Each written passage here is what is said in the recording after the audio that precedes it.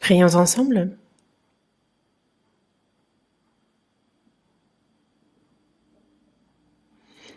Dieu notre Père, toi qui nous aimes, toi qui es saint et miséricordieux, nous étions éloignés de toi et agissions dans le péché. Tu as eu de la miséricorde pour nous et c'est le Seigneur qui s'est chargé du jugement et de la fureur que nous devions recevoir. Sans aucun mérite de notre part, tu nous as sauvés, tu as fait de nous tes enfants, tu nous as donné l'espérance glorieuse de pouvoir entrer dans ton royaume éternel. Pour cette grande grâce, Dieu, nous te remercions. À cette heure, nous qui avons reçu la rédemption éternelle par le précieux sang du Seigneur versé pour nous, sommes réunis devant toi pour apprendre ta parole, pour louer ta grâce, et nous te remercions pour cette communion. À cette heure, Seigneur, nous croyons que tu es parmi nous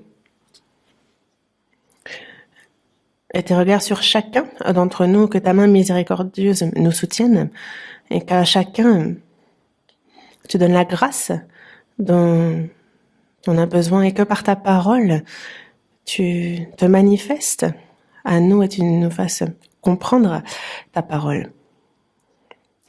La pandémie de la Covid-19 nous empêche de nous réunir tous ensemble ici. Il y a tous ceux qui écoutent en ligne, accorde-leur la même grâce.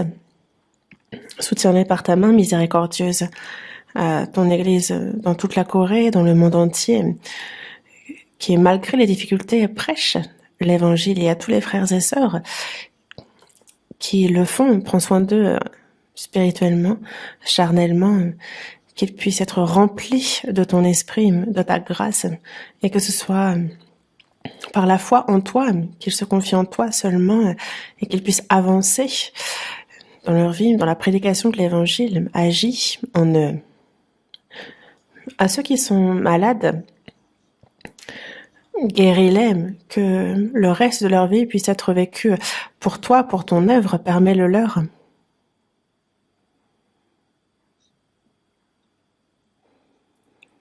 À tous tes prédicateurs, donne-leur ta parole, ta sagesse, la puissance, en fonction de ce qu'ils ont besoin, qu'ils puissent avec assurance prêcher ton évangile et guider de nombreuses âmes à ta parole, et que ton œuvre du salut soit grande.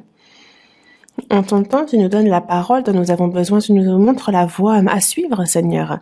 À cette heure encore, il y a ta volonté, ta parole, que tu souhaites nous révéler à cette heure. Permets-nous de la comprendre et que par ta parole, nous puissions chaque jour être renouvelés, parfaits.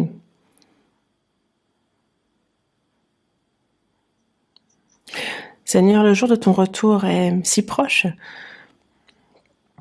Et comment nous faut-il agir, vivre? Enseigne-le nous. Nous avons prié au nom du Seigneur Jésus. Amen.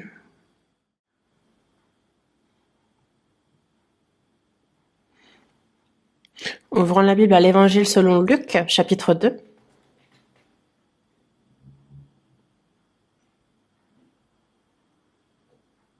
Évangile selon Luc, chapitre 2.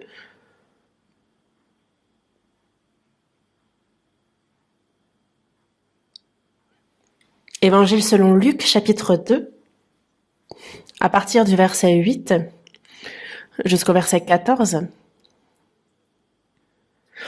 Luc, chapitre 2, du verset 8 au verset 14.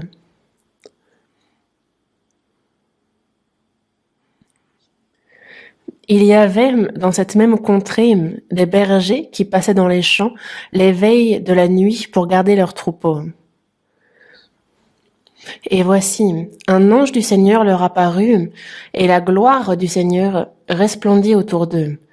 Ils furent saisis d'une grande frayeur, mais l'ange leur dit, « Ne craignez point, car je vous annonce une bonne nouvelle qui sera pour tout le peuple le sujet d'une grande joie. C'est qu'aujourd'hui, dans la ville de David, il vous est né un sauveur, qui est le Christ, le Seigneur. Et voici, à quel signe vous le reconnaîtrez? Vous trouverez un enfant emmailloté et couché dans une crèche. Et soudain, il se joignit à l'ange une multitude de l'armée céleste, louant Dieu et disant: Gloire à Dieu dans les lieux très hauts, et paix sur la terre parmi les hommes qu'il a créés.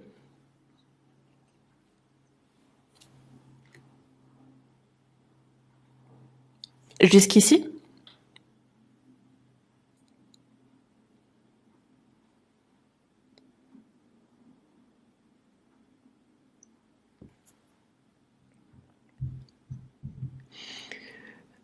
Cette année 2021 touche à sa fin. Nous sommes déjà au dernier dimanche. Et le temps passe pour nous très vite. Et quand on dit que le temps passe vite, c'est que le temps que nous pouvons vivre sur cette terre est raccourci. Et le temps fixé par Dieu approche de sa fin. Cette fin est proche, et c'est cela que cela nous enseigne. Et en même temps, pour nous chrétiens, cela signifie que le jour du retour du Seigneur est proche. Et c'est pour cela que dans la Bible, dans Jean chapitre 5, verset 39, il nous est dit: vous sondez les Écritures parce que vous pensez avoir en elles la vie éternelle, ce sont elles qui rendent témoignage de moi.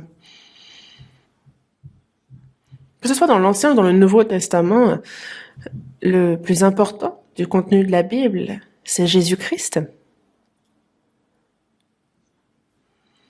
Les Écritures rendent témoignage de moi. Elles rendent témoignage de la naissance, de la vie, de la mort, de la résurrection, de la montée aux cieux, du retour du Seigneur. Et c'est le plus important de ce qui est écrit dans la Bible, la vérité. Mais concernant la naissance de Jésus, sa mort, sa résurrection, sa montée aux cieux, tout cela sont des faits déjà arrivés.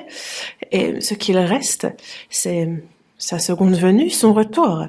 Dans l'Ancien Testament, on nous parle de Jésus-Christ qui viendra sur cette terre et de tout ce qu'il accomplira sur cette terre. C'est écrit en détail, et comme c'est écrit, ce sont selon les Écritures, dans le moindre détail, que tout s'est accompli. Cet évangile sera prêché jusqu'aux extrémités de la terre, et alors viendra la fin. Et à la fin, le Seigneur revient. Il y a donc cette promesse qui a été faite, et le retour du Seigneur, ce jour, est si proche, et ça nous le savons bien. Et c'est pour ça qu'aujourd'hui, nous avons intitulé ce sermon « Ceux qui accueilleront le Seigneur à sa seconde venue, à son retour ». La première fois qu'est venu le Seigneur,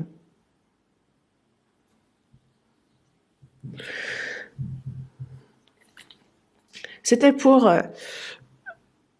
le salut des pécheurs qui devaient être jugés, qui devaient connaître la fureur à cause des péchés qu'ils ont commis. Mais il est donc venu afin que ne soient pas jugés les pécheurs. Mais Jésus, à son retour, qui sera là pour l'accueillir? Et c'est une question vraiment très importante. Le Seigneur,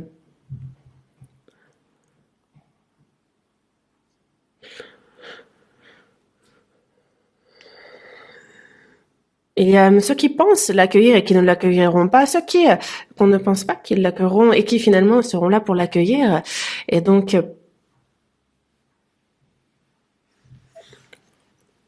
justement, le Seigneur qui va revenir, il faut que nous nous interrogions sur le fait, est-ce que nous sommes prêts justement à accueillir ce Seigneur qui doit revenir? Et ce, à travers la parole, c'est à sa lumière qu'il faut y réfléchir. Qui sont ceux qui vont accueillir le Seigneur à sa seconde venue? Ça, c'est à travers la Bible que nous pouvons le savoir à l'avance. Pourquoi? Parce que Dieu nous a montré déjà à l'avenir à l'avance, pardon, ce qui arrivera à l'avenir. Et à travers l'histoire qui s'est accomplie dans la Bible, nous pouvons aussi connaître ce qui arrivera. Il y a 2021 ans, il y a Jésus qui devait venir sur terre.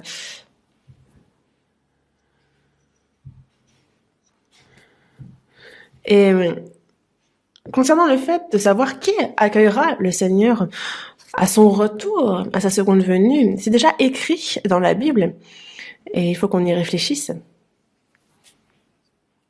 Et c'est pour ça que hier,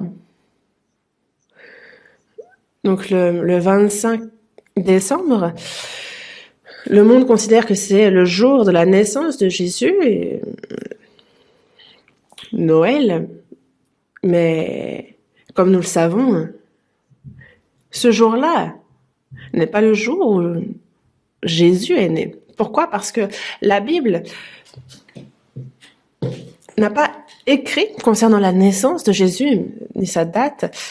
Pourquoi donc le 25 décembre? Ça, c'est à Rome, justement, bien avant, il y a justement les païens de Rome. Rome servait à l'époque plusieurs idoles, et c'était vraiment un empire de plusieurs divinités, et les païens, qui étaient dans le paganisme,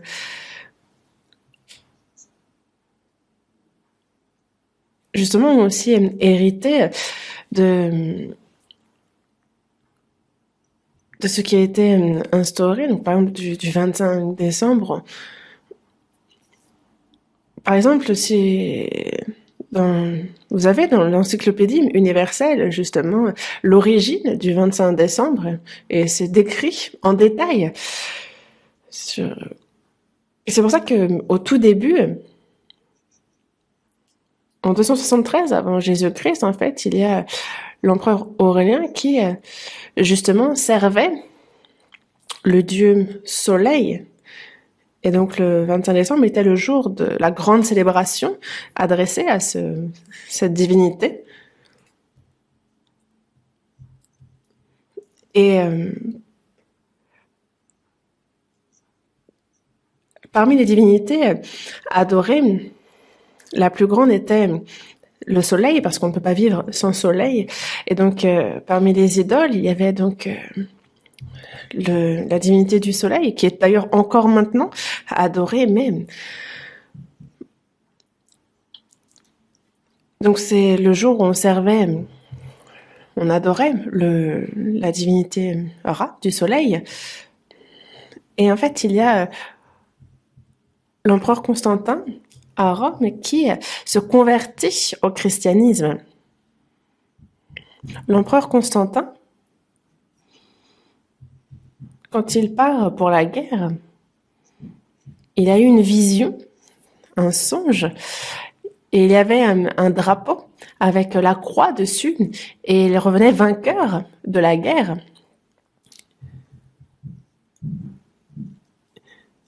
Et il a donc mis ça sur son drapeau, cette croix, mais il a été à la guerre, il est vraiment revenu vainqueur, et c'est comme ça qu'il est devenu chrétien, lui qui était empereur. Et c'est pour ça que l'empereur est devenu chrétien, et donc il a imposé à tous ses serviteurs justement d'être aussi convertis et de se faire baptiser. J'ai vu cette scène à plusieurs reprises. Et Rome, qui persécutait, qui tuait les chrétiens, a au contraire justement accordé beaucoup de privilèges aux dirigeants du christianisme. On ne va pas rentrer dans les détails, on n'a pas le temps pour ça, mais l'empereur Constantin, en tout cas, après qu'il se soit converti au christianisme,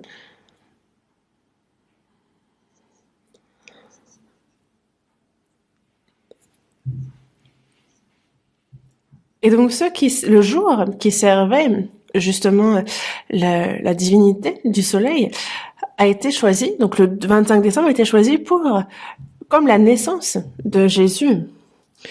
Et en fait, donc, ce sont des dates qui ont été imposées, qui ont été fixées par les hommes.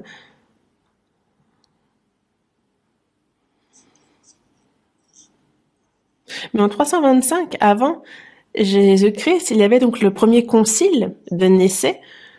Et c'est à cette date que l'on décide officiellement que la naissance de Jésus sera donc le 25 décembre. Et ça a été reçu par les religieux occidentaux. Et en Orient, certains conservent le 6 janvier, en tout cas, on se rend compte que le 25 décembre désormais entre et s'applique parmi les chrétiens. Mais quand on s'intéresse vraiment à l'origine de ce 25 décembre, c'est vraiment ridicule. Quand on voit dans Malachie, chapitre 4, verset 2, il y a Jésus qui enseigne et il est dit « Vous qui craignez mon nom, se lèvera le soleil de la justice et la guérison sera sous ses ailes. » On parle de Dieu comme du soleil, du Seigneur comme du soleil de la justice. Et il y a des versets qui parlent de l'éclat. Et donc, ils se sont dit que Jésus était aussi le soleil, qu'il était l'astre qui tourne. En fait, on a des versets qui en parlent comme un astre, comme la lumière. Et donc, ils ont fait le lien et les chrétiens, nos contemporains, ont donc reçu et accueilli justement le 25 décembre comme étant la naissance de Jésus. Mais il est peu probable que ce soit le 25 décembre. Pourquoi? Parce qu'en Palestine, en Israël, un 25 décembre, il n'y a pas de troupeaux dans les prairies. Car c'est la saison pluvieuse.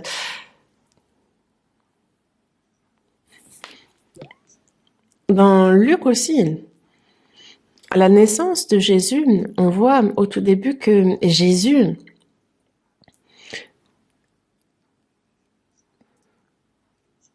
que justement ceux qui sont venus le voir, on avait donc des bergers qui venaient, qui gardaient leurs troupeaux et qui ont vu cette étoile.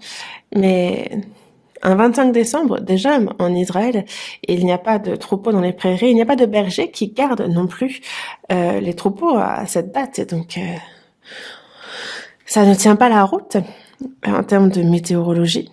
En tout cas, ce n'est pas la date de la naissance de Jésus.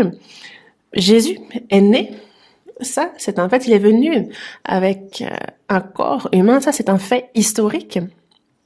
Et c'est pour cela que Jésus qui est venu pour la première fois sur cette terre, qui étaient ceux qui l'ont accueilli? Et on va y réfléchir à travers la Bible pour voir qui seront ceux qui vont accueillir Jésus lorsqu'il reviendra de sa seconde fois et comment on doit se conduire. Jésus, il y a dans l'Ancien Testament beaucoup de prophéties annonçant sa première venue. Dans Ésaïe, chapitre 7, verset 14, il est dit « Voici, la jeune fille deviendra enceinte, elle enfantera un fils. » Mais 700 ans plus tard, on a vraiment Jésus qui naît de la Vierge Marie. Dans Michée, chapitre 5, verset 2, il est bien dit aussi « Et toi, Bethléem, Ephrata, petite entre les milliers de Juda, de toi sortira pour moi celui qui dominera sur Israël, et dont l'origine remonte au temps ancien, au jour de l'éternité. » Et on voit donc que son origine remonte au temps ancien, au jour de l'éternité. Il est pourtant, Jésus-Christ est donc venu avec un corps, il s'est fait humain, mais il est de l'éternité et du Père. Et on le voit bien dans Ésaïe, chapitre 53 aussi, que nous étions tous tous, des brebis errantes, nous étions éloignés du Père, mais c'est lui qui a été blessé pour nos péchés, il a été brisé pour nos iniquités, le châtiment qui nous donne la paix est tombé sur lui. C'est par ses meurtrissures que nous sommes guéris. Donc, il a été prophétisé sur les souffrances que connaîtrait Jésus, et c'est tel quel qu'il les a subies. Évidemment que dans l'Ancien Testament aussi, on nous parle de son retour. Il y a plusieurs prophéties concernant sa seconde venue. Dans le psaume 2, on dit « Pourquoi ce tumulte parmi les nations, ces vaines pensées parmi les peuples? Pourquoi les rois de la terre se soulèvent-ils? Et les princes se dictent-ils avec eux contre l'Éternel et contre son nom ?» Justement, dans ce monde, on a justement les chefs des nations, on a les princes qui justement seront contre l'Éternel, contre son oint. Mais justement, le Père, lui, se rira d'eux, mais il sera en colère. Et il dira que justement, ses pieds seront fortifiés et que ses ennemis seront brisés. Et justement, Dieu envoie un roi. Il parle justement du jugement que connaîtront tous ceux sur cette terre. Ça annonce, ça parle de son avènement, de sa seconde venue. Dans Zacharie aussi, chapitre 14, on nous parle justement de la montagne des Oliviers où Jésus, c'est de là qu'il est monté aux cieux et du fait qu'il y reviendra. Ses pieds se poseront ce jour sur la montagne des Oliviers qui est vis-à-vis de Jérusalem, du côté de l'Orient. Donc il reviendra sur cette montagne. Dans Job, chapitre 19, verset 25 aussi, « Je sais que mon Rédempteur est vivant et qu'il se lèvera, le dernier sur la terre. » On nous annonce évidemment sa seconde venue sur terre. Dans le Nouveau Testament aussi, concernant le retour du Seigneur, il y a tellement de prophéties, tellement.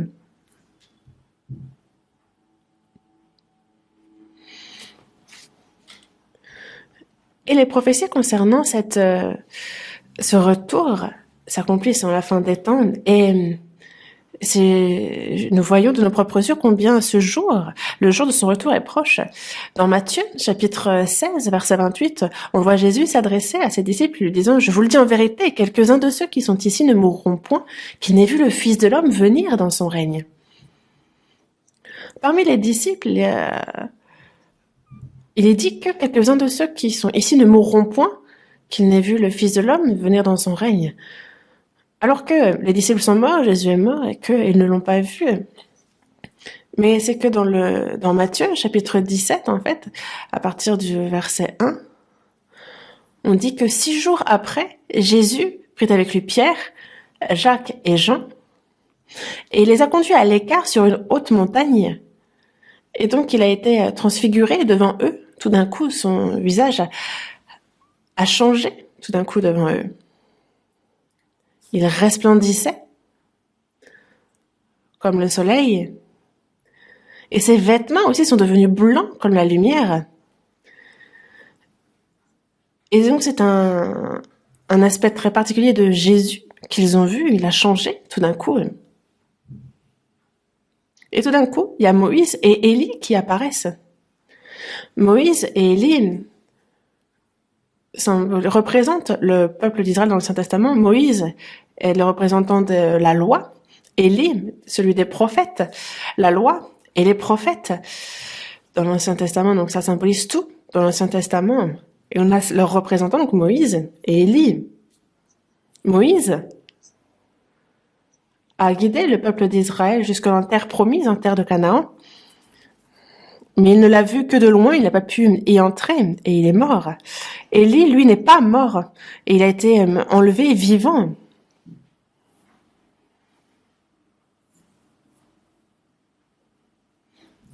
Mais pourquoi Moïse et Élie sont-ils apparus? 2 raisons à cela. C'est donc un peu comme le passage de pouvoir. Il y a la loi, les prophètes, désormais tout est transmis à Jésus. Et il s'entretenait avec lui de sa mort, de toutes choses. Et donc en fait, comme les prophètes, comme la loi le dit, tout ce qui a été annoncé sur Jésus, Jésus est venu selon les Écritures, sur cette terre, il a hérité de tout. Et ça nous parle aussi de son retour sur terre. À son retour, dans la seconde épître de Pierre, chapitre 1,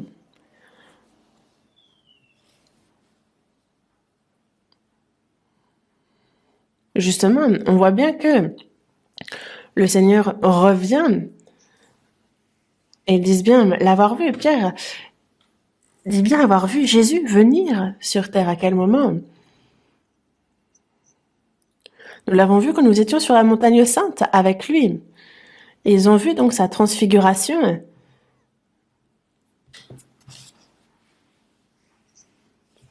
Et alors, nous avons entendu sa voix, nous avons entendu la voix qui dit qu'il est le sujet de toute mon affection. Et c'est pour ça que Pierre dit bien de cette scène-là que c'est lié justement au retour de Jésus.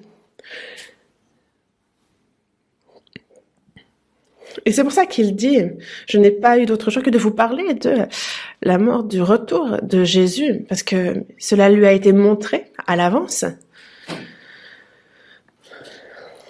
C'est comme, par exemple, on a, n'est-ce pas, avant qu'un film ne soit diffusé en salle, on a toujours les bandes annonces, n'est-ce pas, qui nous permettent d'y goûter.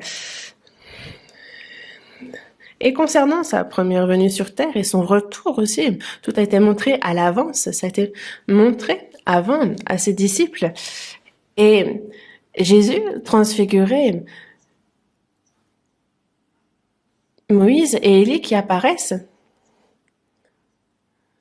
nous parle de ceux qui justement accueilleront le Seigneur, ceux qui, comme Élie, auront ces vivants, qu'ils rencontreront le Seigneur, comme Enoch. Enoch aussi, avant que la terre ne fût jugée, il a été enlevé. Et ça nous parle justement des chrétiens qui seront enlevés à la fin des temps avant que le jugement ne touche cette terre. Et c'est pour ça que dans la première épître aux Thessaloniciens, chapitre 4, verset 16, on nous parle du Seigneur qui lui-même a un signal donné, à la voix d'un archange et au son de la trompette de Dieu, il descendra du ciel et les morts en Christ ressusciteront premièrement. Au retour du Seigneur, il y a ceux qui sont sauvés et qui sont morts. Leur corps est en terre et leur âme est au paradis. Mais au retour du Seigneur, en fait, ils seront ressuscités. Et dans Jean, chapitre 5, on nous parle aussi de l'heure qui vient où tous ceux qui sont dans les sépulcres entendront sa voix et ils en sortiront. Ceux qui auront fait le bien ressusciteront pour la vie, mais ceux qui auront fait le mal ressusciteront pour le jugement. En fait, il y a ceux qui ont reçu le salut. Ceux qui ont reçu le salut vivent pour le bien. On a les bons, les mauvais, on a donc les bons et les méchants, on a les chrétiens sauvés et ceux qui ne le sont pas, en fait. Ça nous parle de la distinction qui est faite entre les deux et c'est pour ça que les chrétiens nés de nouveau renaissent, ressuscitent pour la vie. Mais ceux qui ont fait le mal, ils ressuscitent pour le jugement. On a ceux qui sont sauvés mais qui sont morts physiquement.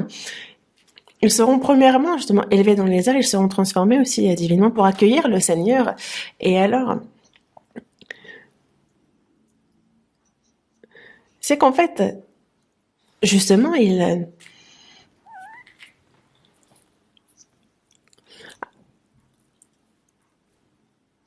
on vit ensuite éternellement avec le Seigneur. Et c'est finalement notre plus grande espérance en tant que chrétiens. Et c'est pour ça que nous savons bien que le jour du Seigneur, de son retour, est si proche. Et nous vivons à une époque où nous pouvons vraiment le rencontrer de notre vivant. Et donc, si vous prenez un peu soin de votre santé, encore un petit peu, certainement que vous pourrez le rencontrer de votre vivant. Moi aussi. J'ai l'impression que je pourrais, de mon vivant, le rencontrer. En réalité, ce jour, peut-être aujourd'hui. Pourquoi? Parce que Jésus, avant qu'il ne revienne, en fait, tous les signes qu'il a annoncés s'accomplissent déjà. Et il ne pourrait venir aujourd'hui que ça ne poserait aucun problème avec la Bible. Et c'est pour ça que, dans la seconde épître aux Thessaloniciens,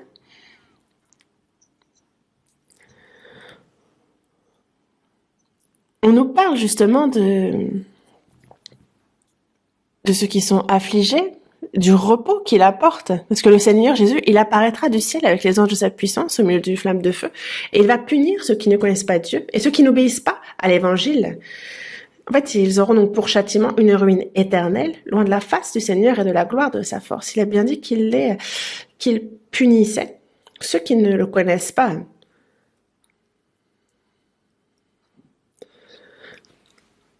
En fait, ils n'obéissent pas à l'évangile, alors que ceux qui le connaissent, justement, connaîtront sa gloire. Le Seigneur, quand il revient, il y a ceux qui croient en lui, eux seront glorifiés. Ceux qui ont reçu le salut recevront le Seigneur qui revient dans sa gloire. Ils participeront dans sa gloire parce qu'ils ont cru. Et c'est pour cela que lorsque le Seigneur revient, nous savons que ce jour-là, pour ceux qui ne croient pas, c'est un jour de jugement, de punition, mais pour nous qui croyons, le jour du retour du Seigneur, où on pourra l'accueillir, le jour où nous entrerons donc dans son royaume, est pour nous un jour de gloire.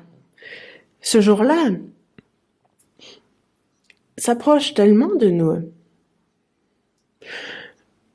Jean-Baptiste, justement, rendait témoignage de la parole.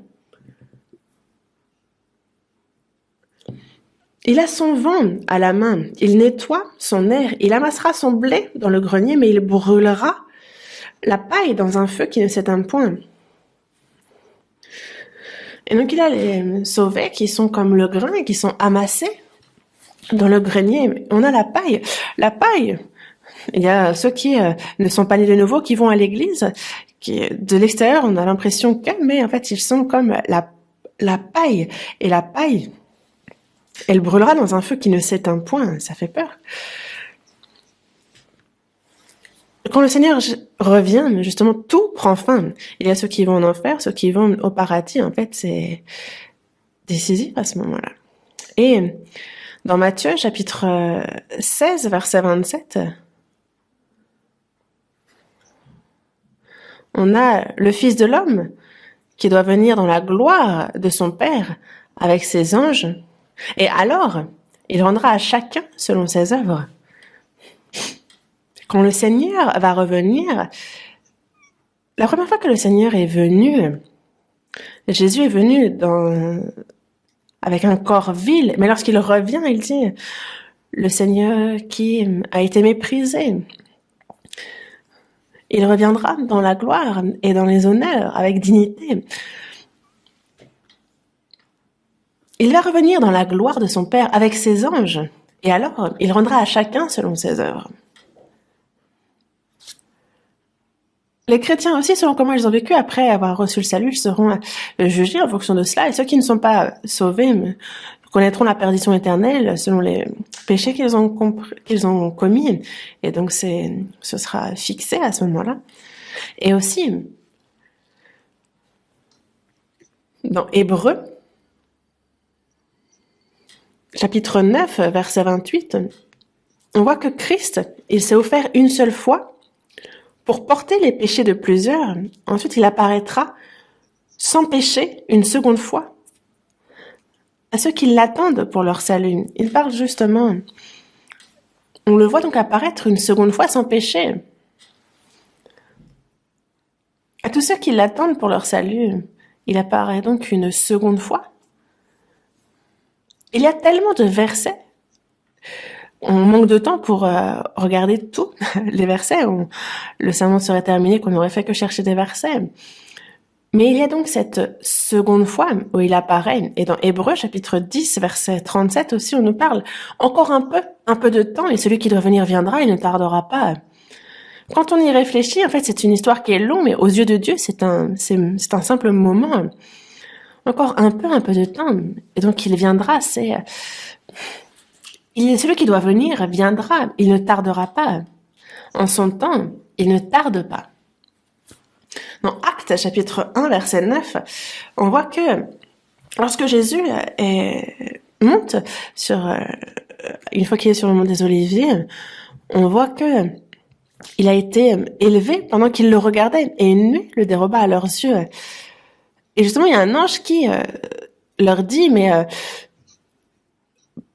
parce ils avaient le regard encore fixé vers le ciel pendant que Jésus était élevé, et il leur a dit, mais pourquoi vous arrêtez-vous à regarder, au ciel, ce Jésus qui a été enlevé au ciel du milieu de vous, il viendra de la même manière que vous l'avez vu allant au ciel. Et c'est donc le Seigneur, et sur sa seconde venue, qu'il annonçait. On se demande qui pourra l'accueillir lors de sa seconde venue. Si on regarde dans Luc chapitre 2 que nous avons lu il y a peu, on voit qu'il y a Jésus qui est donc né à Bethléem, et à ce moment-là, à Bethléem, il y avait donc le soir des bergers qui gardaient leurs troupeaux la nuit. Donc des bergers qui passaient dans les champs les veilles de la nuit. On va retourner à Luc chapitre 2, on regarde le verset 8. Il y avait dans cette même contrée des bergers qui passaient dans les champs les veilles de la nuit pour garder leurs troupeaux. Et voici un ange du Seigneur leur apparut, et la gloire du Seigneur resplendit autour d'eux, et ils furent saisis d'une grande frayeur. Mais l'ange leur dit, ne craignez pas, car je vous annonce une bonne nouvelle, qui sera pour tout le peuple le sujet d'une grande joie.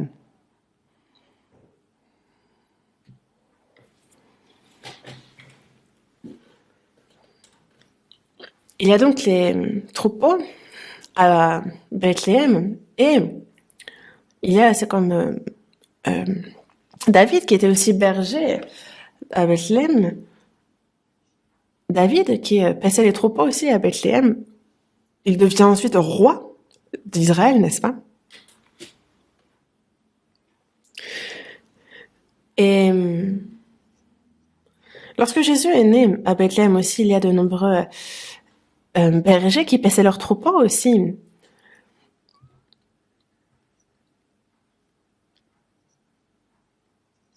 Et justement, ces troupeaux étaient largement utilisés dans les sacrifices faits pour Dieu à Jérusalem. Mais la nuit, donc c'est dans les champs qu'il y avait des bergers qui gardaient leurs troupeaux. Et ces bergers étaient pauvres.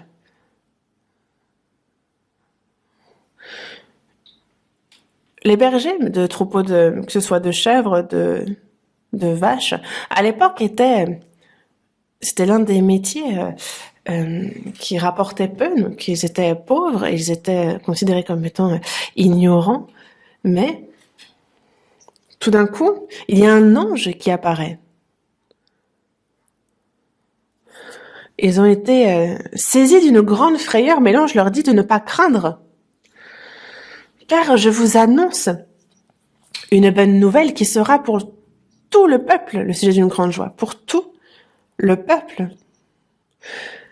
Cette bonne nouvelle est que les pécheurs qui vont en enfer vont entrer dans le royaume des cieux par le sacrifice, par cette victime expiatoire qu'est Jésus. Cette bonne nouvelle. Ne craignez pas, car je vous annonce une bonne nouvelle qui sera pour tout le peuple, c'est une grande joie. Donc les bergers qui gardaient leurs troupeaux la nuit ont été les premiers à entendre cette bonne nouvelle. Et le soir, il y a donc ceux qui paissent les troupeaux parce qu'il y a les loups qui profitent de l'obscurité pour prendre des brebis. Et les bergers, justement, paissent leurs troupeaux parce qu'ils protègent des loups. Et David aussi, que ce soit les lions, que ce soit les ours, dès qu'il y en avait un qui s'attaquait à ses brebis, il se battait contre lui et il retirait de la bouche du prédateur la brebis. Et David, c'était vraiment quelqu'un de remarquable dans ce sens. Lui qui se battait contre le diable, et plus tard, on voit bien que il a d'ailleurs frappé Goliath, on l'a vu sortir vainqueur. En fait, c'est vraiment une attitude de chrétien. Mais ces bergers qui paissaient les troupeaux le soir, en fait, il y a un ange qui leur apparaît, leur parlant du fait que il y a cette bonne nouvelle, Jésus-Christ, qui leur sera donné, celui qui sauve. Dans le verset 11, c'est qu'aujourd'hui, dans la ville de David, il vous est né un sauveur qui est le Christ, le Seigneur. Donc il parle justement de Bethléem comme de la ville de David. Et donc, il vous est né un sauveur. Verset 12. Et voici, à quel signe vous le reconnaîtrez? Vous trouverez un enfant emmailloté et couché dans une crèche. Et soudain, il se joignit à l'ange, une multitude de l'armée céleste louant Dieu et disant « Gloire à Dieu dans les cieux et très haut, et paix sur la terre parmi les hommes qu'il a créés. » Tout d'un coup, il y a une multitude de l'armée céleste qui se joint à l'ange et qui loue Dieu. L'armée céleste qui loue Dieu. Oh, ça a dû être impressionnant pour ces bergers. Ces bergers pauvres qui gardent leurs troupeaux et des anges leur apparaissent, on leur parle d'une bonne nouvelle. Il y a l'armée céleste qui loue Dieu en disant « Gloire à Dieu dans les lieux très hauts et paix sur la terre parmi les hommes qu'il agrée. » Regardez un peu combien grand est ce cantique, cette louange. Et ils ont pu l'entendre.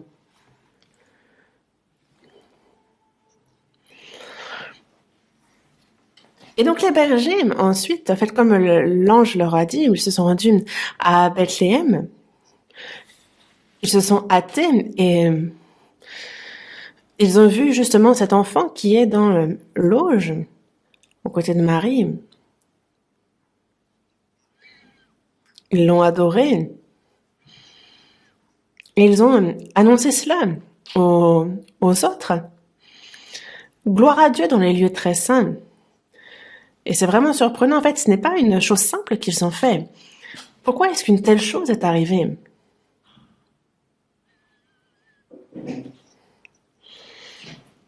Les religieux de Jérusalem, aucun ange ne leur est apparu. Aucun. À personne à Jérusalem, mais seulement à Bethléem, aux bergers qui gardaient leurs troupeaux, à ces pauvres bergers.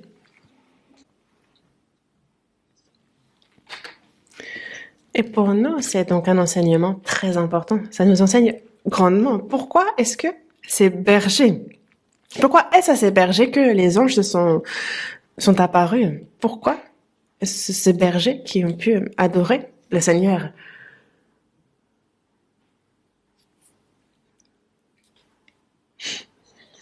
Leur Seigneur était le Seigneur. Qui peut accueillir le Seigneur? En fait, on peut le voir à travers ça.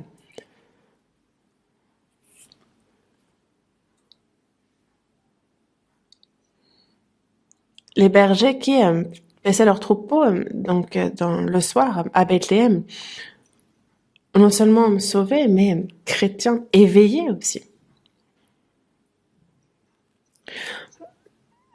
Le troupeau, en fait, on a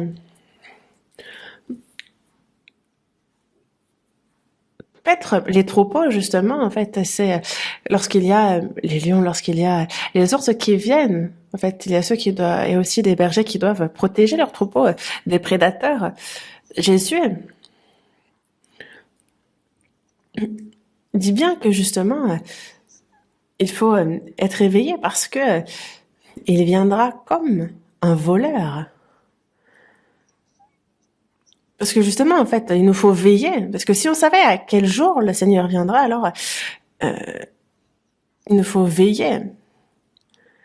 Veiller, veiller. Donc c'est d'être non seulement sauvé, mais aussi ne pas seulement être sauvé, mais veiller surtout.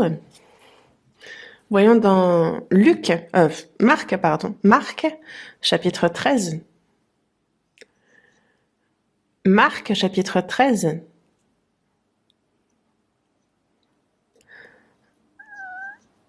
Verset 33. Marc, chapitre 13, verset 33. Prenez garde, veillez et priez, car vous ne savez quand ce temps viendra. Personne ne connaît lorsque ce temps viendra, mais des signes, ça on peut les reconnaître. Les signes.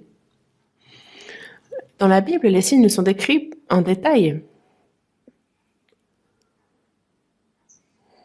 Prenez garde, veillez et priez car vous ne savez quand ce temps viendra. Verset 36. Craignez qu'il ne vous trouve endormis à son arrivée soudaine.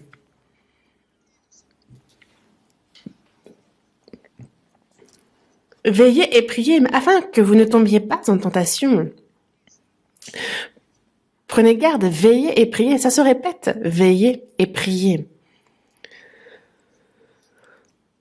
Car vous ne savez quand ce temps viendra et craignez qu'il ne vous trouve endormis à son arrivée soudaine. Est-ce que c'est une question d'avoir les yeux ouverts? Non, c'est une question de cœur, de veiller dans notre cœur, de vivre une vie séparée de ce monde dans notre cœur, de veiller, de prier, d'être en garde, de ne pas tomber en tentation. Jésus a bien dit à ses disciples, veillez et priez afin que vous ne tombiez pas en tentation. Des saints qui veillent. Lorsque le Seigneur revient, il revient. Et il ne faudra pas qu'il nous trouve endormis. Veillez.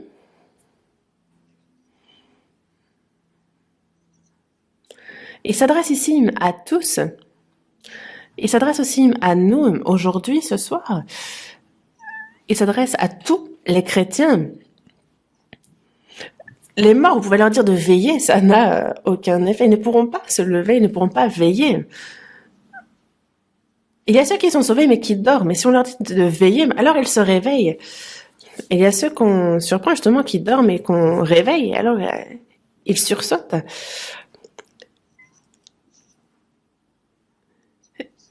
Et voilà, je vous le dis à tous, veillez.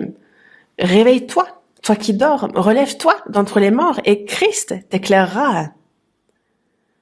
Il nous faut donc veiller, prier. Et on nous décrit donc ici, c'est comme les chrétiens qui doivent sauver, qui doivent veiller et prier. Veillez donc et priez en tout temps afin que vous ayez la force d'échapper à toutes ces choses qui arriveront et qu'on puisse paraître debout devant le Fils de l'homme. En cette fin des temps, le monde est rempli de méchanceté et on ne sait plus où donner de la tête. Les chrétiens ne doivent pas se laisser entraîner par ça. Justement, prenez garde à vous-même de craindre que vos cœurs ne s'apesantissent par les excès du manger, du boire, par les soucis de la vie, et que justement ce jour du retour du Seigneur ne vienne et nous prenne à l'improviste. Moi aussi, en fait,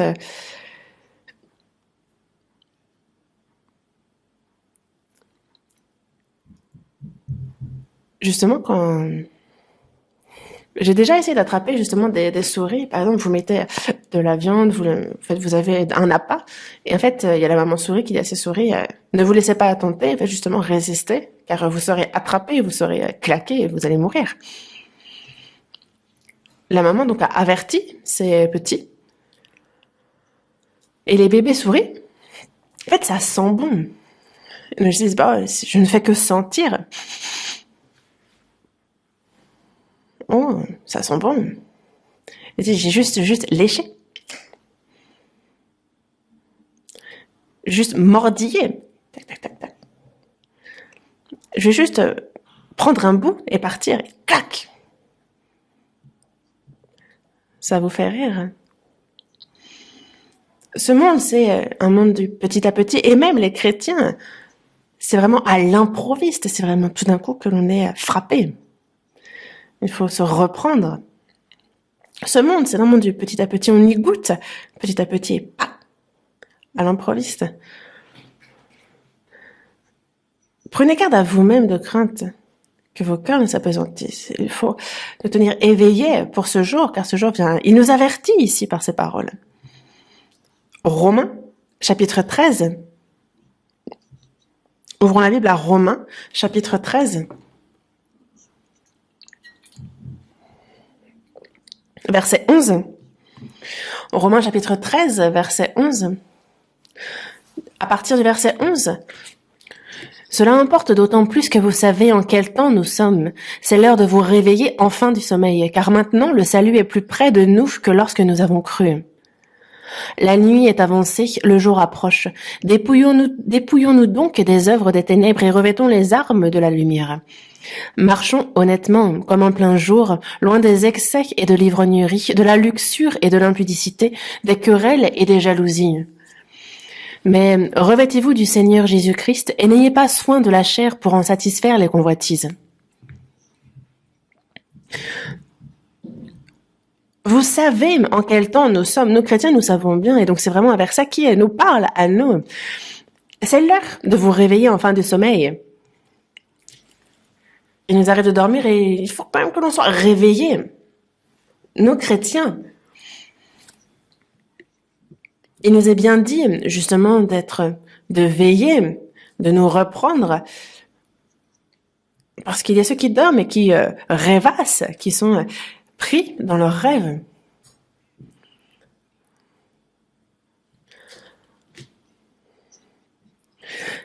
Parce que maintenant, le salut est plus près de nous que lorsque nous avons cru. Nous qui avons reçu le salut, nous attendons le jour de la délivrance de notre corps, du salut de notre corps. Et car au retour du Seigneur, il y a notre corps qui sera transformé pour un corps qui ne paierait plus. Nous serons aussi divinement transformés. Et c'est ce dernier salut, le salut du corps que nous attendons. Et ce jour est plus proche de nous que lorsque nous avons cru. C'est pour ça que la nuit est avancée, le jour approche. Et justement, avant que le jour n'approche, la nuit est vraiment profonde. Et donc, dépouillons-nous des œuvres des ténèbres et revêtons les armes de la lumière. Il faut donc nous dépouiller des œuvres des ténèbres, nous revêtir des armes de la lumière. Quand on avance et qu'on va à la guerre, en fait, il y a les flèches qui peuvent nous percer. Et nous aussi, il y a les traits du malin. Il faut que l'on soit armé contre cela. Marchons honnêtement comme en plein jour, loin des excès et de l'ivrognerie. Les excès, l'ivrognerie, c'est vivre comme bon nous semble. L'ivrognerie, donc être ivre de ses propres plaisirs, de ses des femmes, ivre d'alcool, ivre de ses loisirs, ivre de ce qui nous prend. Donc loin des excès, de l'ivrognerie. Imagine des chrétiens qui se laissent justement par l'ivrognerie. Il ne faut pas être enivré de vin parce que c'est de la débauche, mais au contraire, il faut être rempli de l'esprit. C'est deux choses contraires, être ivre d'alcool et rempli de l'esprit. Et il y a la luxure, l'impudicité, les querelles, les jalousies qui remplissent ce monde. On est en période de corona. Il y a dans le monde entier des gens qui meurent de cette pandémie, mais ce n'est rien. Parce qu'il y a dans ce monde bien pire que cette pandémie. Il y a ce monde qui est déjà rempli de bien pire et de ceux qui courent à la mort, de la luxure, l'impudicité, des querelles, des jalousies. De se haïr les uns les autres, de se disputer. Mais revêtez-vous du Seigneur Jésus-Christ et n'ayez pas soin de la chair pour en satisfaire les convoitises. N'ayez pas soin de la chair pour en satisfaire les convoitises. Ne vivez pas selon les convoitises de la chair. On a beau dire, mais il ne faut pas suivre cette chair, ne serait-ce même qu'un instant. Et certains disent, oh, quand même. Est-ce qu'il faut tuer la chair, c'est ça? Est-ce qu'il faut pour moi que la chair vive un peu? Mais quand on vit, on marche selon l'esprit. Alors, il nous permet vraiment de ne pas marcher selon la chair. Et on ne compte même plus les versets qui nous disent de veiller dans la foi. Dans la première épître aux Thessaloniciens, chapitre 5, il nous est dit de ne pas dormir comme les autres, mais de veiller, d'être sobre. Parce que ceux qui dorment la nuit et ceux qui s'enivrent la nuit. Mais nous, qui sommes du jour, soyons sobres, ayant revêtu la cuirasse de la foi et de la charité, et ayant pour casque l'espérance du salut. Il y a tellement de versets, on ne les compte plus. Dans Proverbes, chapitre 19, verset 16, on nous dit que celui qui garde ce qui est commandé garde son âme. Celui qui ne veille pas sur sa voie mourra. Veiller, c'est observer, garder la parole de Dieu. Lire, écouter la parole de Dieu, l'apprendre. Mais est-ce qu'on apprend pour s'en vanter? Non, on l'apprend pour y obéir. Et justement, obéir à cette parole, c'est être éveillé, c'est veiller dans notre vie de foi. Dans Jacques, chapitre 1, verset 27, il est bien dit que devant Dieu, il y a la religion pure et sans tache devant Dieu notre Père, qui consiste à visiter les orphelins et les veuves dans leurs afflictions, préserver des souillures du monde. Il y a justement cette pureté, se garder pur, sans tache devant Dieu, et c'est donc se préserver des souillures du monde.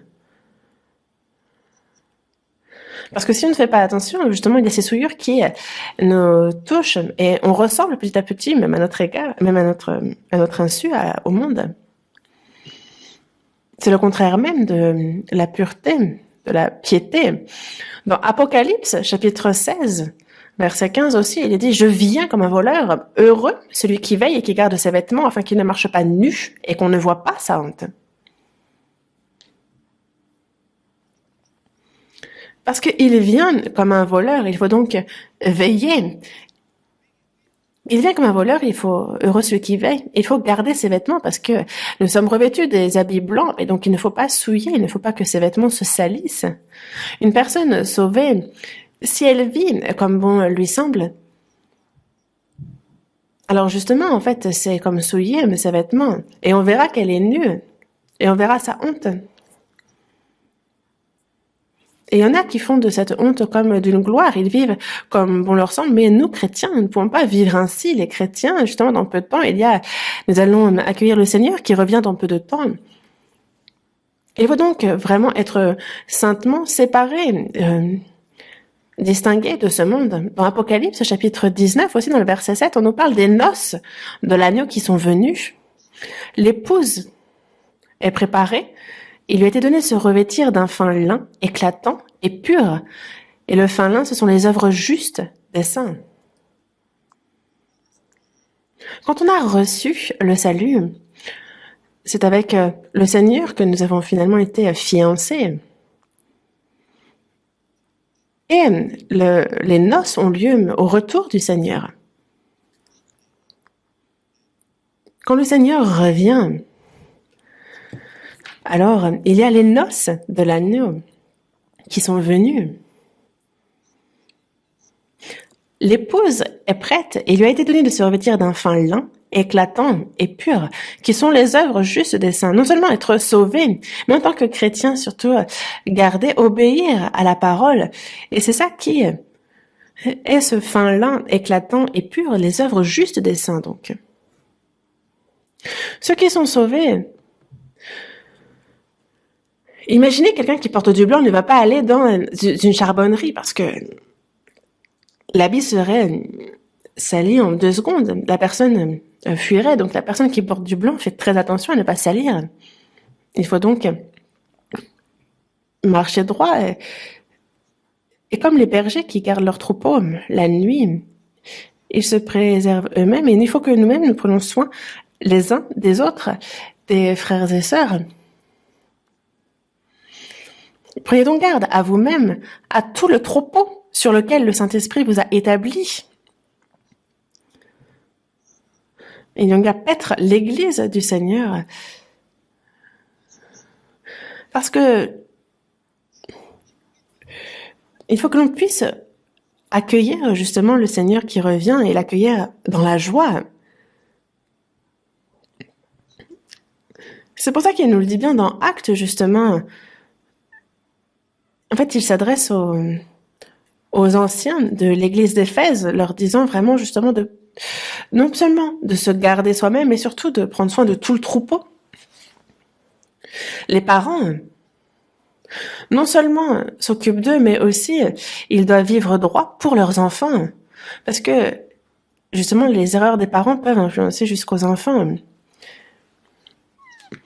Et ceux qui enseignent la parole à l'église doivent, s'ils ne veillent pas, s'ils ne sont pas éveillés dans la foi, s'ils ne vivent pas bien, alors est-ce que vous pensez que les saints qui écoutent pourront vivre droit eux aussi? Il faut donc prendre soin les uns des autres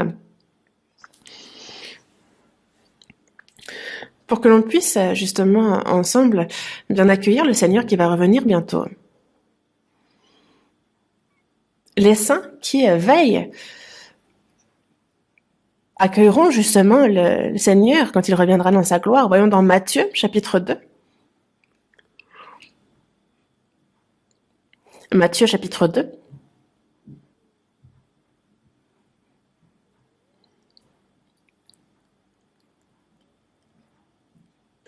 Matthieu chapitre 2, à partir du verset 1. C'est un verset qu'on connaît bien. À partir du verset 1, Jésus étant né à Bethléem en Judée au temps du roi Hérode, voici des mages d'Orient arrivèrent à Jérusalem et dirent: Où est le roi des Juifs qui vient de naître? Car nous avons vu son étoile en Orient et nous sommes venus pour l'adorer.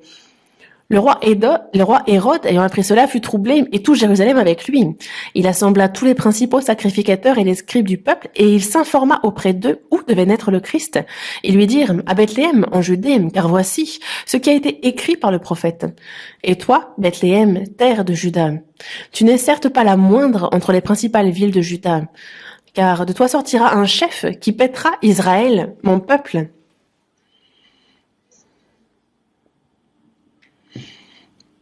Quand on regarde ces versets, on a des mages d'Orient, des experts en astrologie, et ils découvrent une étoile étrange tout d'un coup.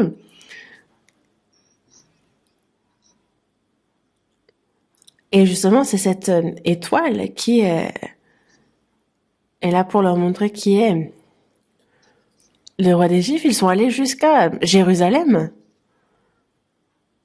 Et en fait, si on veut bien connaître ce qui s'est passé à ce moment-là, en fait,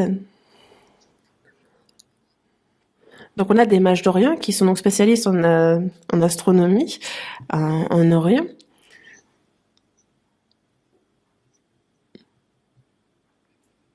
Et pourquoi est-ce qu'ils viennent jusque-là pour... eux, ils sont à Babylone, pourquoi sont-ils concernés par de telles choses? Et donc s'ils veulent venir jusqu'à Jérusalem,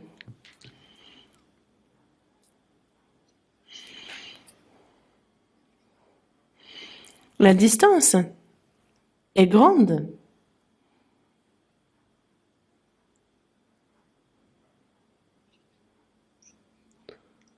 C'est 805 kilomètres. C'est 2 fois plus long qu'un aller entre Séoul et Busan. Donc imaginez combien c'est difficile, et c'est pas donné à tout le monde. Il y a aussi des fleurs à traverser. Et une chanson comme ça qui disait: il y a les rois, les mages d'Orient qui suivent l'étoile et qui viennent avec leurs présents et qui dépassent les fleuves. Et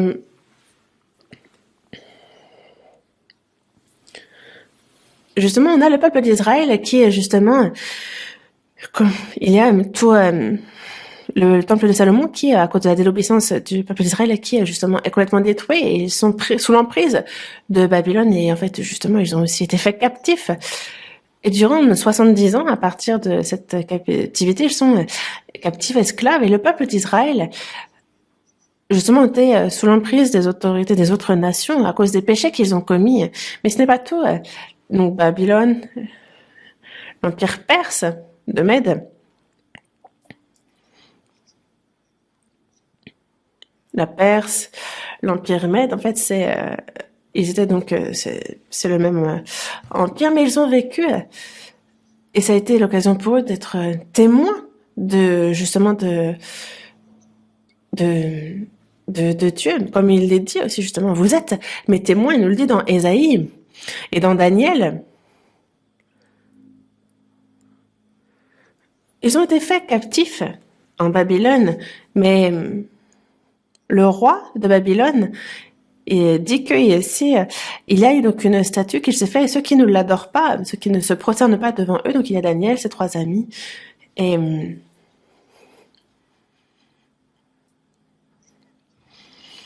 justement, tous ceux qui ne se prosterneront pas devant cette statue seront liés et seront jetés justement dans la fournaise. Mais justement, donc les amis de Daniel ont été envoyés dans la fournaise, et il dit 3 personnes ont été envoyées, pourtant il voit comme 4 hommes sans lien. Je vois comme 4 hommes sans lien qui marchent au milieu du feu et qui n'ont point de mal Et donc, il les appelle à sortir. Shadrach, Meshach, Abednego, sortez, sortez. Vous qui êtes serviteurs du Dieu suprême, sortez et venez. Et c'est là que Nebuchadnezzar, justement, a dit, béni soit le Dieu de Shadrach, de Meshach et d'Abednego, parce que, justement, ils ne se sont pas prosternés devant la statue que j'avais faite. Et ils ont montré que Dieu est Dieu. Ils ont donc ainsi rendu témoignage de Dieu à travers ça. Et à l'époque des Perses, à l'époque de l'Empire de Mède, il y a Daniel qui a autorité.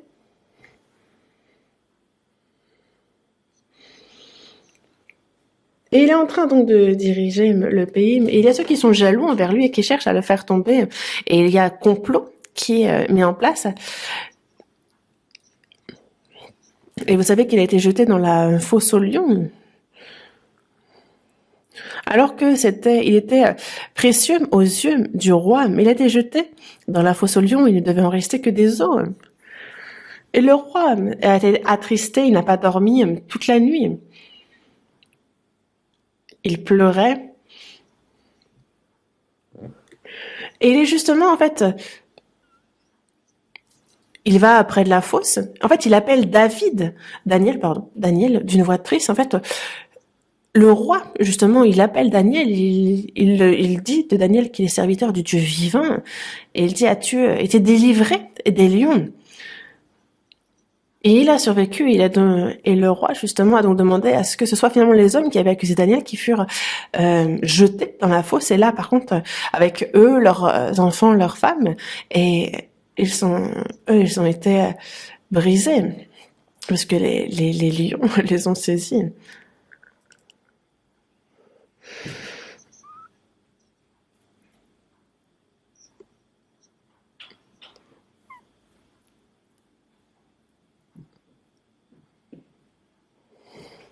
Et c'est justement l'occasion de rendre témoignage de Dieu. Le roi Nebuchadnezzar a fait un songe et c'est Daniel qui l'a expliqué, n'est-ce pas, alors que cela tourmentait le roi.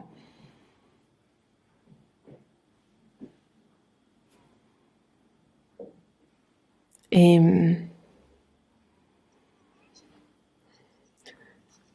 Nebuchadnezzar aussi, il avait Belshazzar.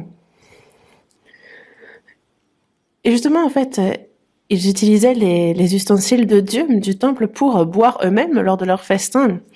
Et alors, c'est qu'il y a une main qui est apparue avec une écriture qui a été tracée, comptée, pesée et divisée. Donc, Méné, Tekel, Upharsin. Et c'est Daniel, encore une fois, qui a expliqué cette écriture. Et ce soir-là, le roi Belshazzar est mort. Dans tous les cas, c'est à plusieurs reprises qu'ils ont l'occasion de rendre témoignage de Dieu. Et il y en a encore bien d'autres. Et c'est pour ça que, alors qu'ils étaient captifs, le peuple d'Israël a certes été détruit à cause de ses péchés, mais ils ont du témoignage aussi à travers cela que Dieu est vivant. Et donc il y a Babylone, la Perse, Mède, ensuite le roi Cyrus qui permet au peuple d'Israël de retourner dans leur pays et de les aider aussi à reconstruire le temple. Et c'est donc le peuple d'Israël, donc on a Babylone, Perse, les Mèdes. À cette époque, il y en a qui ont donc, grâce au peuple, qui ont cru en Dieu, se disant, le peuple d'Israël est bien le peuple élu par le Dieu créateur des cieux et de la terre. Et le peuple d'Israël savait qu'il y avait ce roi que le peuple d'Israël attendait.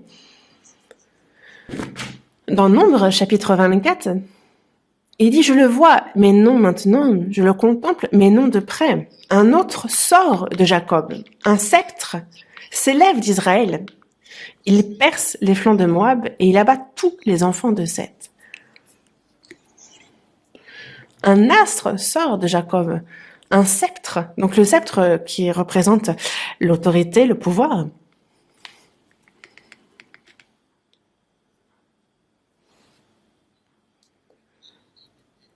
Que ce soit à l'époque de Babylone ou de l'Empire de Perse, il y a donc les experts qui étudient et ils cherchaient, qui étudient donc cette époque et ils cherchaient justement des signes célestes. Et justement, il y a même une chanson qui dit le prince de Perse qui lit les étoiles. En fait, il se rend compte que Dieu, quand on cherche, on le trouve, le Dieu créateur des cieux, de la terre. Et il le cherche à travers les étoiles. Justement, quand il y a des étoiles particulières qui apparaissent, ils disent, c'est le roi qui est apparu. En fait, ils ont ce genre d'interprétation. Et donc, ceux qui étudient donc l'astronomie, tout ce qui est un peu céleste, on voit que, dans Jérémie, que justement, ces experts ont énormément de connaissances. Ils sont justement aussi conseillers du roi du pays où ils sont. En fait, ils sont vraiment élevés et ils ont tout d'un coup découvert une étoile étrange. Et ils voient cette étoile.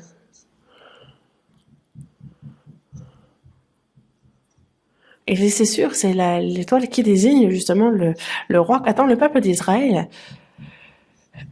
Le Dieu créateur des cieux et de la terre, il y a ce roi qui l'envoie. Et il faut qu'on l'accueille. Et c'est ça à quoi ils ont pensé. Et c'est pour cela que ils ont voulu venir adorer le roi qui est né. On a un cantique en coréen qui nous parle des mages et qui nous dit qu'ils sont 3, mais on ne sait pas combien ils sont. En réalité, la Bible ne le précise pas. Mais ils étaient plusieurs en tout cas. Et peut-être qu'ils étaient même plus qu'on ne l'imagine. Il y a ces 800 kilomètres à parcourir. Il y a de l'eau qu'il faut traverser. Il y a des montagnes à franchir. Il y a des difficultés, des dangers. Mais tout cela, ils le savaient, ils étaient résolus et ils ont suivi cette étoile. Ils disent bien qu'on a suivi l'étoile d'Orion et nous sommes venus l'adorer. C'est pas simple que de suivre une étoile en Orient et de venir adorer le roi qui naît. Et donc le roi Hérode et tous les scribes du peuple, les sacrificateurs, en fait, c'est la pagaille. Parce que le peuple d'Israël attend la venue du roi, mais le roi Hérode dit, mais c'est moi le roi. Il y a un autre roi qui vient, c'est ça? Mais s'il y a un roi qui se présente, moi, je vais pas rester là, les bras croisés. Je vais le tuer. Parce que lui est roi. Et donc, il s'est imaginé que c'était un roi qui venait prendre sa place. Et il y a ce peuple qui attend ce roi. Et justement, ce ne sont pas n'importe qui le dit, c'est aussi donc ce sont des mages d'Orient qui viennent et qui disent être venus l'adorer. Et donc ce ne sont pas des fous qui disent ça, et donc il a pris ça au sérieux, le roi, et la situation est devenue grave.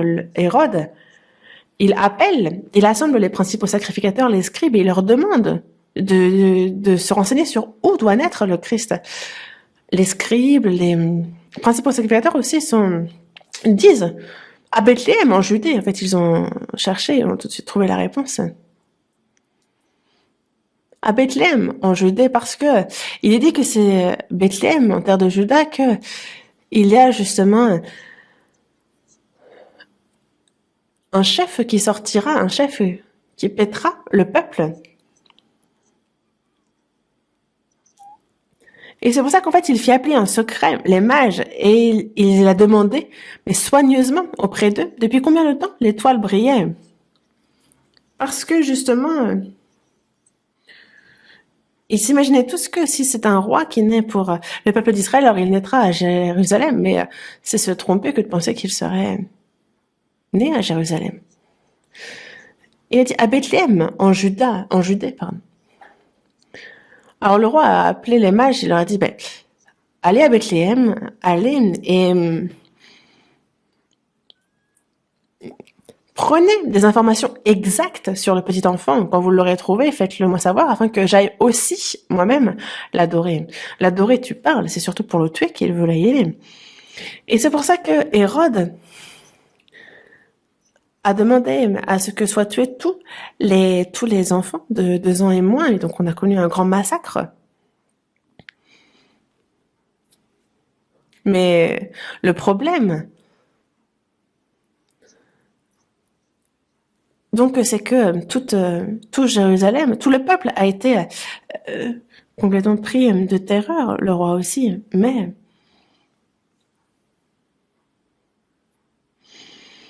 les mages d'Orient, eux, entendent que c'est à Bethléem et ils vont à Bethléem.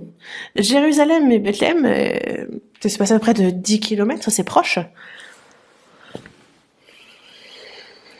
Et donc, ils sont en route et une autre étoile se manifeste. Et c'est une étoile différente qui les guide désormais. Et ils voient cette étoile, ils se réjouissent. Parce que dans le chapitre 2, verset 9, il est dit « Après avoir entendu le roi, ils partirent, et voici l'étoile qu'ils avaient vue en Orient marcher devant eux jusqu'à ce qu'étant arrivé au-dessus du lieu où était le petit enfant, elle s'arrêta. Quand ils aperçurent l'étoile, ils furent saisis d'une très grande joie. Ils ont vu cette étoile et ils étaient saisis d'une très grande joie. Mais pourquoi est-ce que ceux qui vivent en Israël, pourquoi personne n'a vu cette étoile?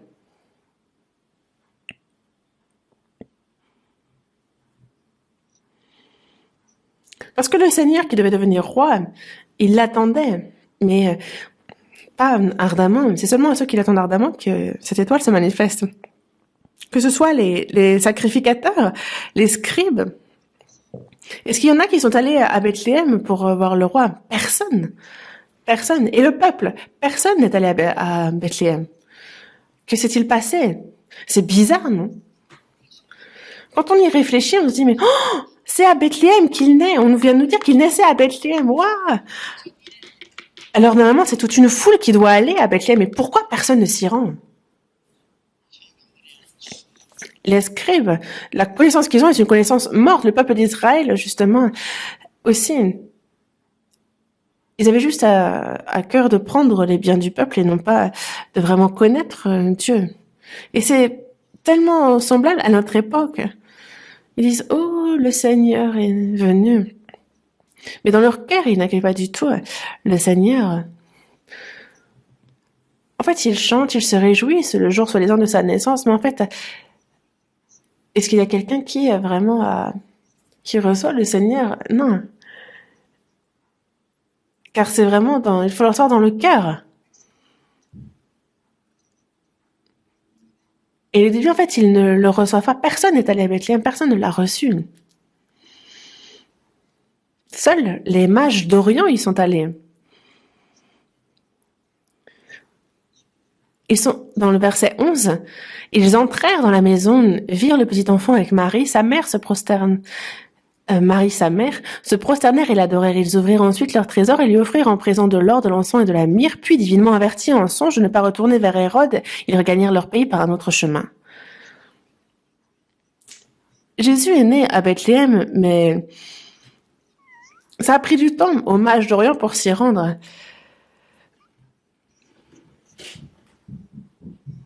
Et il y a les bergers qui gardaient leurs troupeaux la nuit, qui ont accueilli le Seigneur. Mais les mages d'Orient sont allés le trouver là où il est né.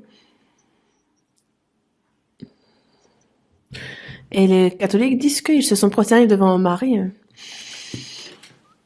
Et ce n'est pas à Marie qu'ils se sont prosternés, mais à l'enfant. C'est l'enfant qu'ils ont adoré. Lui qui doit devenir roi.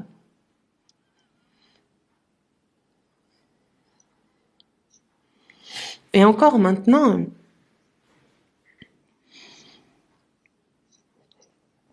il y a ceux qui attendent le retour du Seigneur et il nous montre tellement de signes de son retour proche. Et que ce soit à travers les événements politiques, que ce soit à travers tous les faits, que l'on voit arriver dans le monde.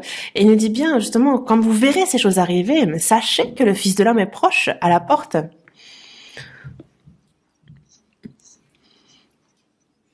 Justement, quand on voit le figuier dont les branches se multiplient, c'est comme lorsque Israël prend son indépendance. C'était il y a 70 ans que le peuple d'Israël, que l'État a pris son indépendance. Et il a bien dit que, justement, en fait, il y a cette génération qui ne passera point que toutes ces choses ne soient arrivées. Il y aura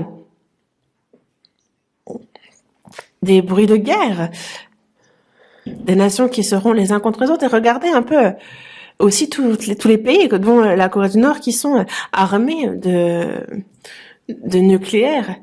Et vraiment, si la guerre éclate, ce monde, c'est en 30 minutes qu'il va complètement disparaître. Mais les gens ne réfléchissent pas à ça, ils se disent non, non.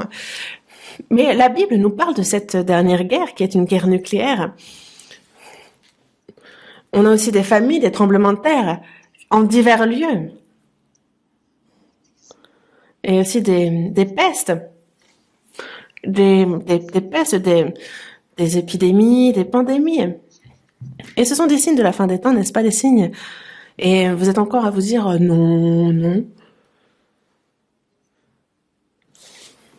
Quand ces choses commenceront à arriver, redressez-vous et levez vos têtes parce que votre délivrance approche. Désormais, le jour du retour du Seigneur est si proche, nous en sommes certains. Lorsque il nous est dit que justement, quand on recevrait l'Esprit, il nous annoncera les choses à l'avenir, les choses à venir. Le Saint-Esprit nous fait connaître donc la vérité, il nous guide dans cette vérité, dans la grâce, et il est aussi celui qui nous annonce les choses à venir.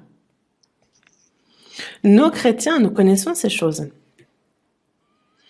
Et c'est pour ça que il y a de nombreuses prophéties de signes, et parmi les signes, celui qui est le plus frappant, c'est dans 2 Pierre, chapitre 1, verset 19, il est dit « Nous tenons pour d'autant plus certaine la parole prophétique à laquelle vous faites bien de prêter attention, comme à une lampe qui brille dans un lieu obscur jusqu'à ce que le jour vienne apparaître et que l'étoile du matin se lève dans vos cœurs. » Il y a justement un lieu obscur. Mais il y a l'étoile du matin qui se lève dans nos cœurs. Avant que le Seigneur Jésus ne revienne à sa seconde venue, en fait, par exemple, les mages d'Orient ont vu cette étoile et l'ont suivi, mais nous, ce n'est pas une étoile que l'on suit. À l'époque, il n'y avait pas le Saint-Esprit, c'est pour ça qu'il se manifeste par une étoile. Mais nous, c'est à travers la Bible, justement, que c'est dans notre cœur que se lève l'étoile du matin. Et c'est le Saint-Esprit qui nous enseigne clairement, précisément, et qui nous fait connaître que le Seigneur et son retour est proche. Et les personnes qui l'ont compris vivent différemment. Et c'est certain que jusqu'à ce qu'ils retrouvent le Seigneur, jusqu'à son retour, justement, ils vont vivre une vie de foi dynamique, justement, qui sera vivante. Et le jour du retour du Seigneur est vraiment très proche. C'est un fait, ça ne fait aucun doute. Et ceux qui n'espèrent pas dans le retour du Seigneur, justement, sont complètement désintéressés. Ils se disent non, non. À l'époque, justement, du côté de la Perse, il y a ceux qui sont venus jusqu'à Jérusalem à dos de chameaux ou à dos de chevaux, on ne sait pas. Mais en tout cas, ils sont venus de loin. Et ils ont beaucoup souffert, en fait, déjà rien quand on voit le temps que ça a pris. Ils avaient à cœur, justement, d'accueillir, de rencontrer ce roi. Et Dieu, c'est jusqu'au bout qu'il les a guidés.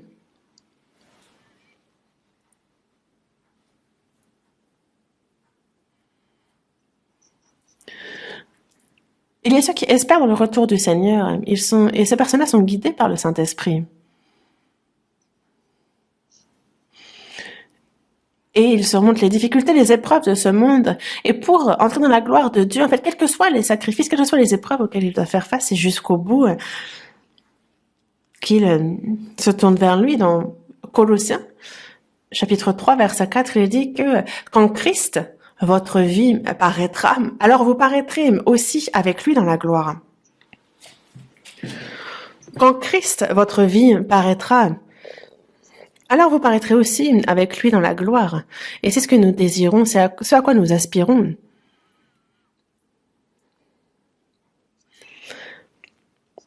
Et les mages d'Orient ne sont pas venus les mains vides. Ils sont venus avec de l'encens, de la myrrhe. Et c'est justement, aussi de loin, ils ont vraiment reçu Jésus comme roi, comme souverain sacrificateur, lui qui justement offre ce sacrifice de bonne odeur, et comme Seigneur de la vie aussi. Et c'est dans notre cœur que nous l'accueillons, que nous l'adorons. Les chrétiens sauvés, les chrétiens qui veillent, qui désirent ardemment le retour du Seigneur, sont guidés par le Saint-Esprit. Il permet de donner la connaissance, la compréhension, et le jour de son retour est si proche que c'est comme quand on découvre cette étoile. En fait, il y a vraiment cette étoile du matin, l'étoile du Seigneur qui se lève dans nos cœurs. Et ceux qui l'ont découvert, quoi qu'il arrive, quelles que soient les difficultés, quelles que soient les épreuves, en fait, jusqu'au jour où ils se tiendront devant le Seigneur et ils vont suivre le Seigneur. Les mages, justement, l'ont adoré, et ensuite, il leur était dit en sens de ne pas retourner à Hérode. Et ils sont donc rentrés par un autre chemin. Il y a Dieu qui a guidé ces mages d'Orient jusqu'à de retour chez eux. Pourquoi? Parce que s'ils retournent à Hérode, alors c'est muni de son armée qu'il aurait peut-être été tué, Jésus.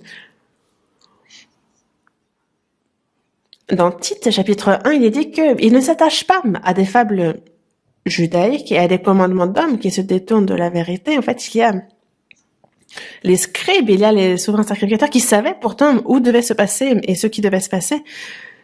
Mais concernant le fait d'accueillir le Jésus, en fait, leur connaissance ne leur a pas été du tout utile. Et le roi Hérode, lui, avait pour but de tuer. En fait, c'est pour ça qu'il demandait des renseignements.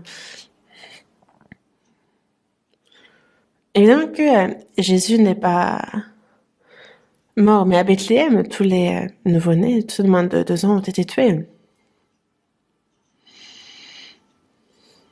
Et nous, justement, nous suivons comment Dieu nous guide et devons faire en sorte que ça ne blesse en rien l'Église, que le Seigneur aussi ne soit blessé en rien par notre conduite.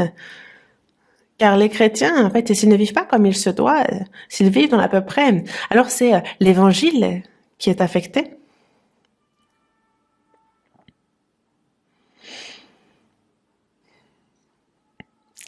Et l'œuvre de Dieu est grandement affectée aussi.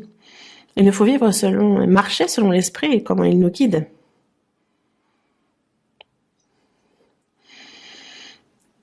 L'une des raisons pour lesquelles le peuple d'Israël a abandonné, trahi le Seigneur, c'est que il y avait les bergers qui gardaient leurs troupeaux, il y avait les mages d'Orient. Ils ont été guidés par le Saint-Esprit. Les mages aussi, qui étaient pourtant éloignés, ont été aussi guidés. Dans Éphésiens chapitre 2, la paix est annoncée à ceux qui sont loin, à ceux qui sont près. Ceux qui sont près, les Juifs, ceux qui sont loin, les païens, en fait. Et tous ceux qui n'ont pas été guidés par le Saint-Esprit, justement, n'ont pas pu accueillir le Seigneur. Et il en va de même dans la vie de foi, c'est le salut aussi, c'est le Saint-Esprit, guidé par le Saint-Esprit. Et la vie de foi aussi, c'est guidé par le Saint-Esprit.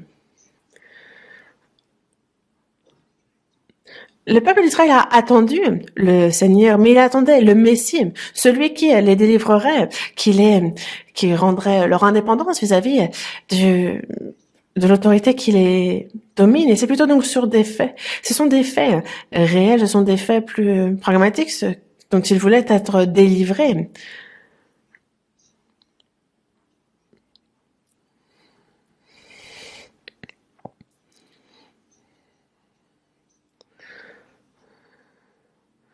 Et justement, en fait, il y a eu une assemblée différentes religions aux États-Unis, c'est apparu dans les journaux. Et justement, en fait, ils sont mis d'accord sur le fait d'aider dans les problèmes réels, par exemple, aider les pauvres, aider ceux qui sont malades, en fait. Et ils ont dit que la mission même confiée aux chrétiens était justement de résoudre les problèmes réels.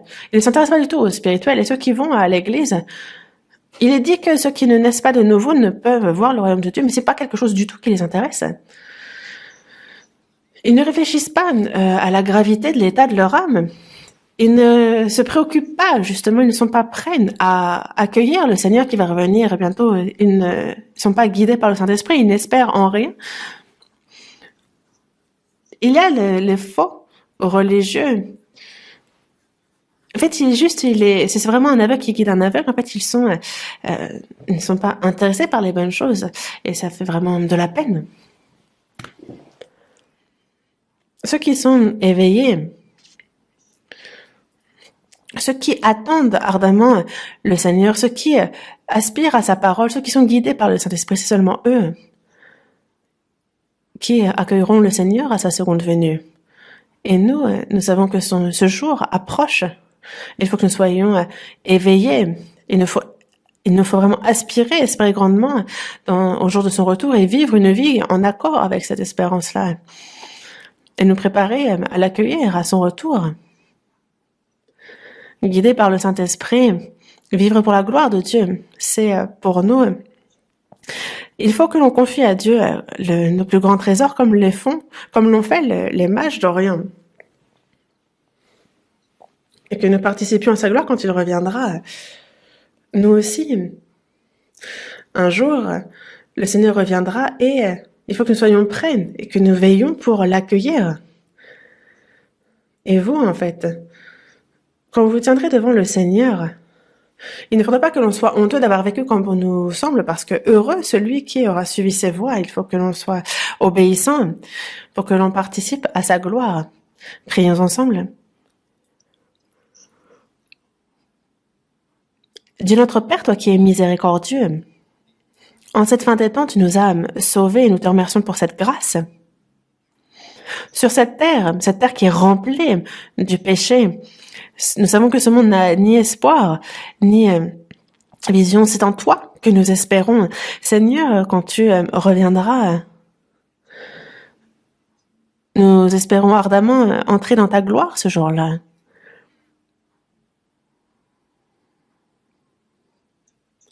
Comme les bergers qui ont veillé,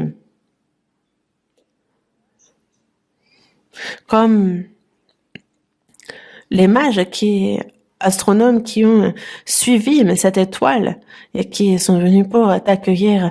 Nous aussi, Seigneur, nous espérons ardemment en ton retour, nous espérons en ta parole, à être guidés par toi. Et nous espérons pouvoir nous tenir devant toi. Aide-nous à vivre en nous attachant à cette espérance et dirige-nous dans chacune de notre conduite chaque jour.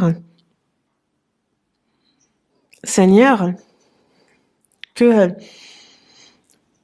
nous ne manquions de rien pour être complimentés par toi, pour entrer dans ta gloire et distingue-nous en toutes choses. Sépare-nous de ce monde et qu'aucun de nous ne quitte ce troupeau saint et que Seigneur, au jour de ton retour, qu'aucun de nous ne soit absent pour t'accueillir et dirige toute notre vie ainsi. Nous avons prié au nom du Seigneur Jésus. Amen.